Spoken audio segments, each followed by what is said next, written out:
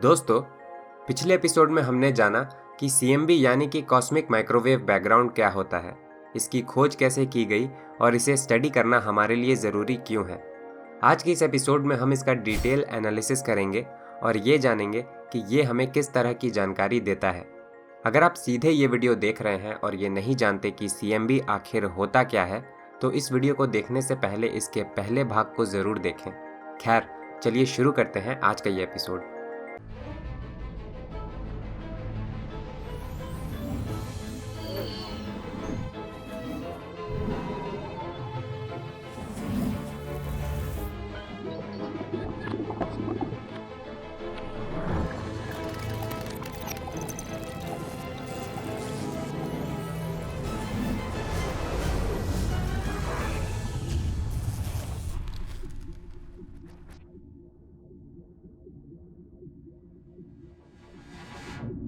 हमारा ब्रह्मांड हमारे चारों तरफ मौजूद है, जिसका मतलब ये हुआ कि चाहे हम जिस दिशा में भी क्यों न देखें, हर तरफ हमें हमारा ब्रह्मांड ही नजर आएगा।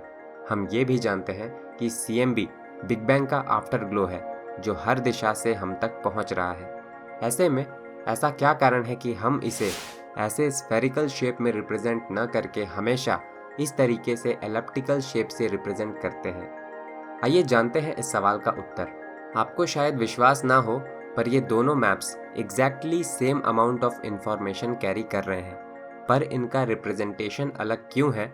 आइए इसे समझते हैं।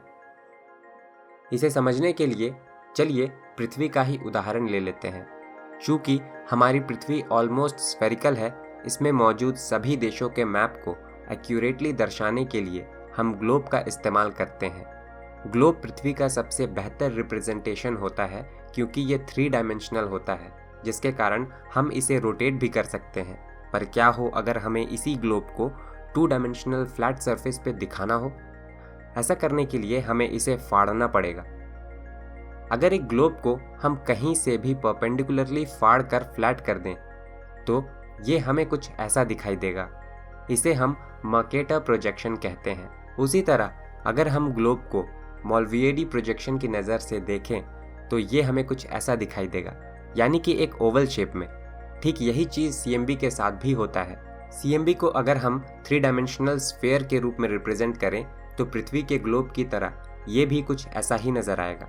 पर नॉर्मली हम इसे 2 डायमेंशनल फ्लैट शीट पर रिप्रेजेंट करते हैं, इसलिए ये हमें ओवल शेप का यानी कि कुछ इस तरह का नज़र आता है। CMB की जो तस्वीर अभी आप देख रहे हैं, वो प्लैंक सैटेलाइट द्वारा ली गई है और ये सबसे परफेक्ट 2 डायमेंशनल रिप्रेजेंटेशन है CMB डेटा का। वैसे पृथ्वी से अगर आप CMB को मेजर करें, तो ये आपको कुछ ऐसा नज़र आएगा। आप कहेंगे कि ये तो हर जगह ग्रीन है, पर असल में ऐसा है नहीं। दरअसल ग्रीन कलर 2.73 केल्विन टेम्परेचर को रिप्रेजेंट कर रहा है। चूँकि CMB हर डायरेक्शन में ऑलमोस्ट सेम है, ये हर जगह आपको हरा नज़र आ रहा है। पर साल 1998 में कॉस्मिक बैकग्राउंड एक्सप्लोरर नाम के सैटेलाइट ने पहली बार इसका प्रिसाइज मेजरमेंट लिया और पाया कि CMB का टेम्परेचर यूनिफॉर्म नहीं था, बल्कि इसमें टाइनी वेरिएशंस भी मौजूद थे। रिसर्चर्स ने पाया कि हमारे द्वारा ऑब्जर्व किया जाने वाला स्पेस का आधा पार्ट बाकी आधे पार्ट से थोड़ा ज़्यादा गर्म था। प्रिसाइजली कहूँ तो एक साइड का टेम्परेचर 2.724 केल्विन था, जबकि दूसरे साइड का टेम्परेचर 2.732 केल्विन था।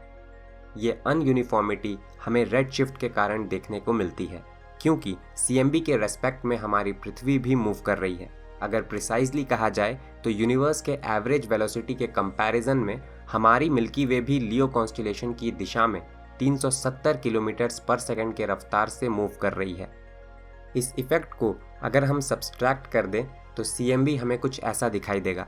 जैसा कि आप देख पा रहे हैं, रेड और ब्लू एरिया के बीच अब केवल 200 माइक्रो केल्विन का टेम्परेचर डिफरेंस बचा है और इक्वेटर पर हमें एक रेड स्ट्राइप भी देखने को मिल रहा है।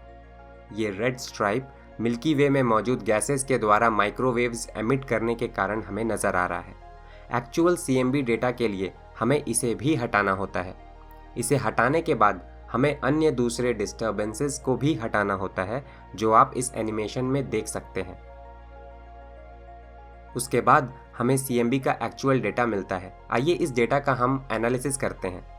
सीएमबी के इस इमेज को जब आप देखते होंगे तो आप सोचते होंगे कि ये कलर्स क्या हैं। दरअसल ये अलग कलर्स टेम्परेचर वेरिएशंस को दर्शाते हैं। रेड कलर हॉटर एरिया को दर्शाता है, जबकि ब्लू कलर रिलेटिवली ठंडे एरिया को। अब ये टेम्परेचर वेरिएशन क्या शो करते हैं आप इस एपिसोड में आगे देखेंगे। दोस्तों, हमारी थ्योरी ये है कि ब्रह्मांड अपने शुरुआती दिनों में इतना ज़्यादा गर्म था कि स्टेबल एटम्स का फॉर्म होना ही संभव नहीं था। फ्री इलेक्ट्रॉन्स की मौजूदगी के कारण फोटॉन्स भी स्कैटर कर जा रहे थे, जिसके कारण उस समय का हमारा ब्रह्मांड ओपेक था। थ्योरी के अनुसार उस समय का हमारा ब्रह्मांड ओपेक गैसेस से भरा हुआ रहा होगा, जिसका टेम्परेचर लगभग 3000 केल्विन का रहा होगा। अगर हमारी ये थ्योरी सही है तो इसका स्पेक्ट्रम एक 3000 केल्विन तापमान के ब्लैक बॉडी स्पेक्ट्रम से मैच करना चाहिए। आज जब हम सीएमबी को मेजर करते हैं तो पाते हैं कि इसका इंटेंसिटी टू फ्रीक्वेंसी रेशियो एक ब्लैक बॉडी के ग्राफ में एकदम परफेक्टली फिट हो जाता है। इनफैक्ट ये हमारे द्वारा ऑब्जर्व किया गया सबसे परफेक्ट ब्लैक बॉडी है। अब इसका क्या मतलब है, आइए ये समझते हैं। दरअसल ब्लैक बॉडी वो ऑब्जेक्ट होता है जो अपने हर तरफ आने वाले हर तरह के इलेक्ट्रोमैग्नेटिक रेडिएशन को अब्जॉर्ब कर ले। यानी कि एक आइडियल ब्लैक बॉडी अपने तरफ आने वाले हर तरह के लाइट को अब्जॉर्ब कर लेता है और कुछ भी रिफ्लेक्ट नहीं करता। अब चूंकि ये विजिबल लाइट को परफेक्टली अब्जॉर्ब कर लेता है, रूम टेम्परेचर में ये हमें परफेक्टली ब्लैक नजर आएगा। यही कारण है कि इसे ब्लैक बॉडी नाम दिया गया है। पर अपने टेम्परेचर के अनुसार ब्लैक बॉडीज भी कंटिन्यूअस स्पेक्ट्रम में थर्मल रेडिएशन के फॉर्म में फोटॉन्स एमिट करते हैं। इनफैक्ट एब्सोल्यूट जीरो तापमान के ऊपर सभी ऑब्जेक्ट्स फोटॉन्स एमिट करते हैं, जिसे ब्लैक बॉडी रेडिएशन कहा जाता है। यानी कि एब्सोल्यूट जीरो तापमान के ऊपर ब्लैक बॉडीज न केवल फोटॉन्स को एब्जॉर्ब करते हैं बल्कि वो फोटॉन्स एमिट भी करते हैं। इस ब्रह्मांड में मौजूद ज़्यादातर ऑब्जेक्ट्स परफेक्ट ब्लैक बॉडीज नहीं होते। इस कारण वो जनरली सभी रेडिएशंस को एब्जॉर्ब नहीं करते। अलग अलग ऑब्जेक्ट्स दूसरे वेवलेंथ के लाइट की तुलना में कुछ खास वेवलेंथ के लाइट को ज़्यादा एमिट और एब्जॉर्ब करते हैं। जैसा कि आप देख पा रहे हैं, जब हम सीएमबी को मेजर करते हैं तो पाते हैं कि इसका लाइट एक आइडियल ब्लैक बॉडी के ग्राफ में परफेक्टली फिट हो जाता है। ब्लैक बॉडीज से एमिट होने वाले फोटॉन्स का स्पेक्ट्रम अलग अलग टेम्परेचर पर हमें अलग तरह का दिखाई देता है। जब हम सीएमबी के ब्लैक बॉडी रेडिएशन को मेजर करते हैं तो पाते हैं कि ये उस आइडियल ब्लैक बॉडी के एक्सपेक्टेड स्पेक्ट्रम से एग्जैक्टली मैच कर जाता है, जिसका तापमान 2.726 केल्विन हो। तो इस तरह से सीएमबी को एग्जामिन करके हम यूनिवर्स के इस बैकग्राउंड रेडिएशन का तापमान भी निकाल लेते हैं। हमने कहा था कि सीएमबी जिस समय निकला था उस समय इसका तापमान लगभग 3000 केल्विन का रहा होगा, पर आज जब हम इसे नापते हैं तो इसका तापमान हमें 3000 केल्विन नहीं बल्कि केवल 2.726 केल्विन मिलता है। इसका मतलब ये नहीं है कि इसमें कुछ गड़बड़ी है। दरअसल जिस समय सीएमबी रेडिएशन निकला होगा उस समय इसका तापमान 3000 केल्विन ही रहा होगा, पर चूंकि हमारा ब्रह्मांड लगातार फैल रहा है, पृथ्वी तक पहुंचते पहुंचते रेड शिफ्ट के कारण इनकी एनर्जी कम होती गई होगी और इसका तापमान भी। चूंकि सीएमबी का इंटेंसिटी टू फ्रीक्वेंसी रेशियो एक ब्लैक बॉडी के ग्राफ से एकदम परफेक्टली मैच कर जाता है, ये दर्शाता है कि जिस समय सीएमबी निकला होगा उस समय ब्रह्मांड का तापमान हर जगह लगभग एक जैसा ही रहा होगा। यानी कि उस समय हमारा ब्रह्मांड आइसोट्रॉपिक और होमोजीनियस रहा होगा। यही कारण है कि हमारे ब्रह्मांड में हर तरफ आज भी गैलेक्सीज के एवरेज डेंसिटी लगभग एक जैसे ही है। हमने ये जाना कि सीएमबी के फॉर्मेशन के समय हमारा ब्रह्मांड आइसोट्रॉपिक और होमोजीनियस था, यानी कि ये हर जगह एक जैसा ही था और इसका तापमान भी हर जगह एक जैसा ही था। ऐसे में सवाल ये उठता है कि हमारा ब्रह्मांड अगर हर जगह एक जैसा ही था तो इसमें अभी भी हर जगह केवल रेडिएशंस या केवल एटम्स ही मौजूद होने चाहिए थे। पर आज हम जानते हैं कि इस ब्रह्मांड में गैलेक्सीज, स्टार्स और प्लैनेट्स जैसे ऑब्जेक्ट्स भी मौजूद हैं। तो आखिर इनका निर्माण कैसे हो गया? आइए जानते हैं इस सवाल का जवाब। सीएमबी के फॉर्मेशन के समय हमारा ब्रह्मांड ऑलमोस्ट आइसोट्रॉपिक तो था, पर यह परफेक्टली आइसोट्रॉपिक नहीं था। इसका मतलब ये हुआ कि इसमें थोड़ी एन आइसोट्रोपी भी मौजूद थी। इस बात का पता हमें इस बात से चलता है कि CMB के जिस टेम्परेचर को मेजर करने की बात हम कर रहे थे वो भी परफेक्टली यूनिफॉर्म नहीं है, यानी कि 2.726 केल्विन में कुछ छोटे मोटे वेरिएशंस भी हमें देखने को मिलते हैं। यानी कि CMB का एक्चुअल तापमान 2.726 केल्विन नहीं बल्कि 2.726 प्लस और माइनस 0.00003 केल्विन है। ये इस बात को दर्शाता है कि ब्रह्मांड का कुछ एरिया बाकियों के मुकाबले थोड़ा ज़्यादा गर्म रहा होगा।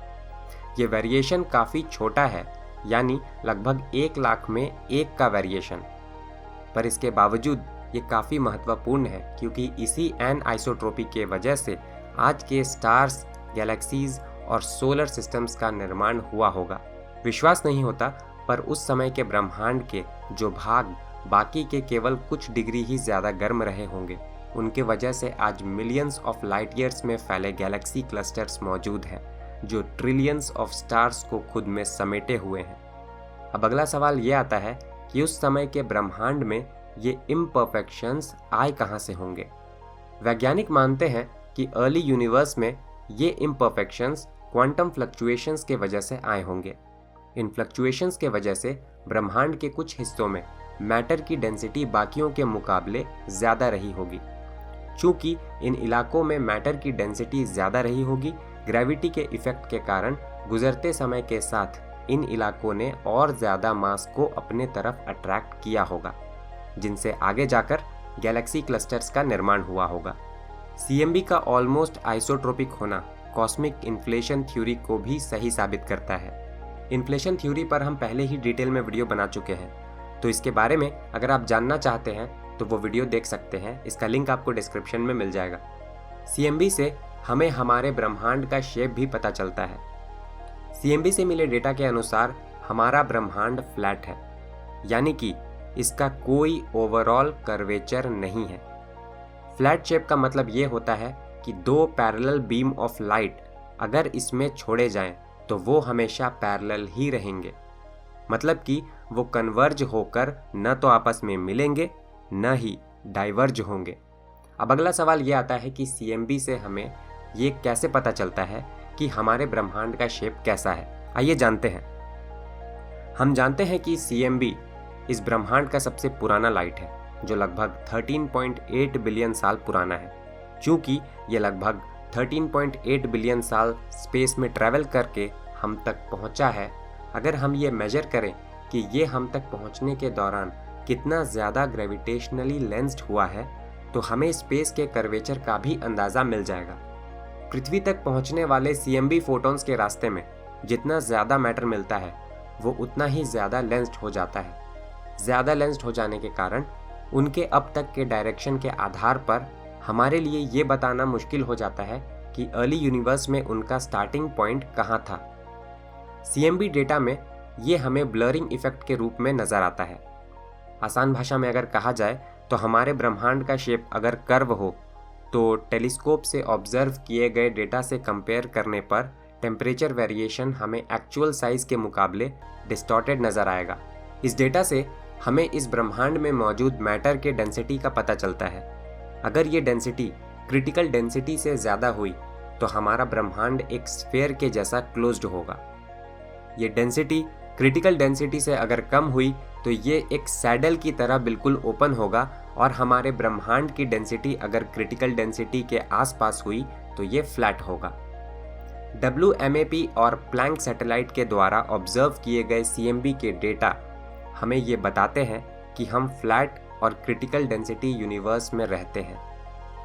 दोस्तों, ग्रेविटी को एक्सप्लेन करने के बाद ब्लैक होल्स, ग्रेविटेशनल लेंसिंग और ग्रेविटेशनल वेव्स जैसे कई तरह के ऑब्जेक्ट्स और फेनोमेनन का प्रेडिक्शन एल्बर्ट आइंस्टाइन की जनरल थ्योरी ऑफ रिलेटिविटी ने किया था, जो आज सच साबित हुए। इसके अलावा आइंस्टाइन की स्पेशल थ्योरी ऑफ रिलेटिविटी ने भी फिजिक्स को बदल कर रख दिया। पर क्या आप जानते हैं कि एल्बर्ट आइंस्टाइन आम जीवन में कैसे थे और वो एक महान वैज्ञानिक कैसे बन गए? अगर नहीं जानते तो मैं आपको कुकू FM ऐप पे एल्बर्ट आइंस्टाइन नाम के ऑडियो बुक को सुनने की सलाह दूंगा। ये हिंदी भाषा में उपलब्ध है और एल्बर्ट आइंस्टाइन के जीवन के हर पहलू से हमें रूबरू करवाता है। कुकू एफएम के बारे में अगर आप नहीं जानते तो ये एक ऐसा ऐप है जहां हर तरह के नॉन फिक्शनल किताबों की समरी आपको हिंदी भाषा में ऑडियो बुक के फॉर्म में आसानी से मिल जाते हैं, जिसका मतलब ये हुआ कि किताबें पढ़ने में घंटों बर्बाद करने के बजाय आप उनकी समरी हिंदी भाषा में सुनकर बिना बोर हुए काफी कम समय में आसानी से कई किताबें खत्म कर सकते हैं। ये एक मेड इन इंडिया ऐप है जिसे 4.5 से ज्यादा की रेटिंग मिली है प्ले स्टोर पे। इस समय इस पे 1000 घंटों से ज्यादा का कंटेंट अवेलेबल है। आमतौर पर इस ऐप पे ईयरली सब्सक्रिप्शन के लिए आपको 399 रुपए देने पड़ते हैं, पर इस समय हमारे पहले 250 व्यूवर्स VT50 कूपन कोड का इस्तेमाल करके इसे मात्र 199 रुपए में पा सकते हैं। तो इस कूपन कोड का इस्तेमाल करिए और सुनिए thousands of audio books at the price of just 1 book. Kuku FM को डाउनलोड करने की लिंक और कूपन कोड दोनों मैंने इस वीडियो के डिस्क्रिप्शन में डाल दिए हैं, तो जाइए और इस ऐप को अभी इंस्टॉल कीजिए। चलिए वापस आते हैं अपने टॉपिक पे। चूंकि आज हमारा ब्रह्मांड फैल रहा है और गैलेक्सीज एक दूसरे से दूर भाग रहे हैं, अगर हम समय में पीछे जाएं तो पाएंगे कि एक समय वो एक दूसरे के काफ़ी पास रहे होंगे। अगर हम और पीछे जाएं तो पाएंगे कि एक समय हमारा पूरा ब्रह्मांड ही काफ़ी छोटा और डेंसर रहा होगा। एक छोटे से एरिया में क्लम्प्ड होने के कारण वहाँ का टेम्परेचर भी काफ़ी ज़्यादा रहा होगा। अगर हमारी ये थ्योरी सही है तो हमें इसका लेफ्ट ओवर रेडिएशन आज हर तरफ से मिलना चाहिए, क्योंकि CMB को आज हम ब्रह्मांड में हर जगह और हर डायरेक्शन से डिटेक्ट कर सकते हैं। ये सीधे तौर पर बिग बैंग के होने का प्रूफ है। हमारा ब्रह्मांड हर समय अगर एक जैसा ही बना रहता या फिर फैलने के जगह अगर ये सिकुड़ता जाता तो इसका तापमान या तो सेम ही रहता या फिर ये और ज़्यादा गर्म होता जाता। यानी कि CMB के फॉर्मेशन के समय अगर ब्रह्मांड का तापमान 3000 केल्विन था तो इस समय भी इसका तापमान या तो 3000 केल्विन रहना चाहिए था या फिर इससे कहीं ज़्यादा। पर आज CMB का तापमान लगभग 2.7 केल्विन है, जो कि इस थ्योरी को कॉन्ट्राडिक्ट कर देता है। हम जानते हैं कि ब्रह्मांड अपने शुरुआती समय से ही फैल रहा है। हम ये भी जानते हैं कि स्पेस जब फैलता है तो ये ठंडा भी होता जाता है। यही कारण है कि CMB का तापमान आज 3000 केल्विन नहीं बल्कि 2.7 केल्विन है। अब अगला सवाल ये उठता है कि CMB के मदद से हम समय में कितना पीछे झांक सकते हैं। हम जानते हैं कि CMB का फॉर्मेशन बिग बैंग होने के लगभग 3,80,000 साल बाद हुआ था। उससे पहले हमारा ब्रह्मांड ओपेक था, क्योंकि उस समय फोटॉन्स लंबी दूरी तय नहीं कर सकते थे। यानी कि लाइट की मदद से हम ज़्यादा से ज़्यादा बिग बैंग होने के 3,80,000 साल बाद के ब्रह्मांड को ही देख सकते हैं। पर लाइट ही सब कुछ नहीं है। कुछ सालों पहले हमें ग्रेविटेशनल वेव्स का पता चला और मुमकिन है कि आने वाले समय में हमें कुछ और तरह के मिस्टीरियस वेव्स का पता चले। हो सकता है इनकी मदद से हम समय में इससे भी ज़्यादा पीछे झांक सकें। CMB से हमें इस ब्रह्मांड के कॉम्पोजिशन के बारे में भी पता चलता है, पर कैसे ये हम किसी और एपिसोड में जानेंगे। प्लैंक सैटेलाइट द्वारा लिए गए CMB के डेटा के अनुसार हम इस नतीजे पर पहुंचते हैं कि इस ब्रह्मांड में 4.9% नॉर्मल मैटर मौजूद है, 0.01% फोटॉन्स मौजूद है, 0.1% न्यूट्रिनोज मौजूद हैं, 26.3% डार्क मैटर मौजूद है और 68.7% कॉस्मोलॉजिकल कांस्टेंट मौजूद है, जिसे फिलहाल हम डार्क एनर्जी मानकर चल रहे हैं। दोस्तों, आज की इस एपिसोड में बस इतना ही। आशा करता हूँ कि ये एपिसोड आपको पसंद आया होगा। अगर ऐसा है तो इसे लाइक करें। अगर हमारे चैनल पर आप नए हैं तो इसे सब्सक्राइब ज़रूर कर लें। दोस्तों, इस चैनल को और बेहतर बनाने में आप हमारी मदद कर सकते हैं स्क्रीन पर दिए गए लिंक्स के ज़रिए हमें डोनेट करके। आपसे रिक्वेस्ट है कि केवल तभी डोनेट करें जब आप डोनेट करने का सामर्थ्य रखते हो। आपसे जल्द ही मुलाकात होगी अगले एपिसोड में। तब तक के लिए नमस्कार।